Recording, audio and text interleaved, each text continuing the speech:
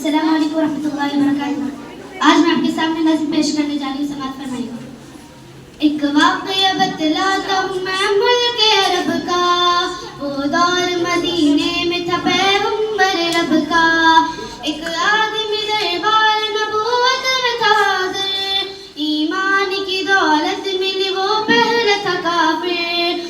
उस शख्स ने आका से कहा, ऐ मेरे आका, जिस वक्त में काफिर था तब एक जुर्म किया था, जो मेरा कबीला कहे वो मानता था मैं।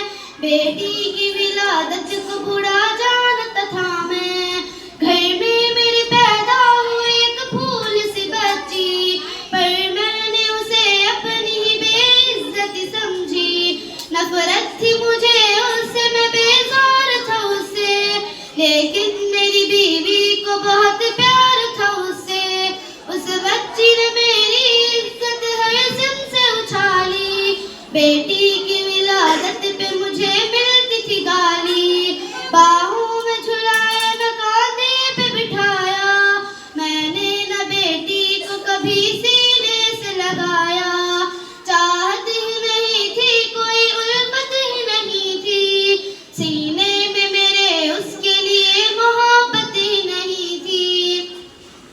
मासूम वो करती थी मोहब्बत के इशारे, मैंने भी उसी कर्म में कुछ साल गुजारे। मैं सोचता रहता था उसे मार ही डालूं, खोई हुई इज्जत को फिर एक बार में पालूं।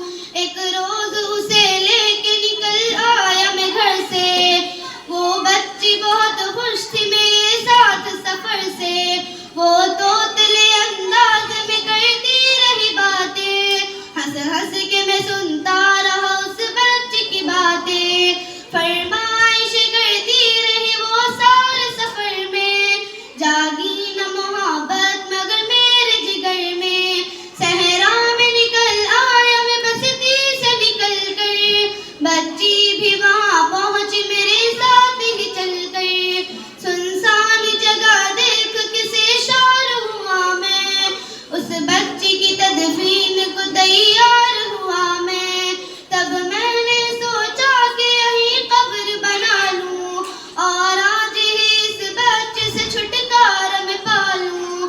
जब मैंने किया एक गड्ढा खोद न जारी, उस वक्त मेरे जहन पे शैतान था तारी। गर्मी थी बहुत, चूर हुआ जब मैं थकन से, उस वक्त पसीना निकल आया बदन से।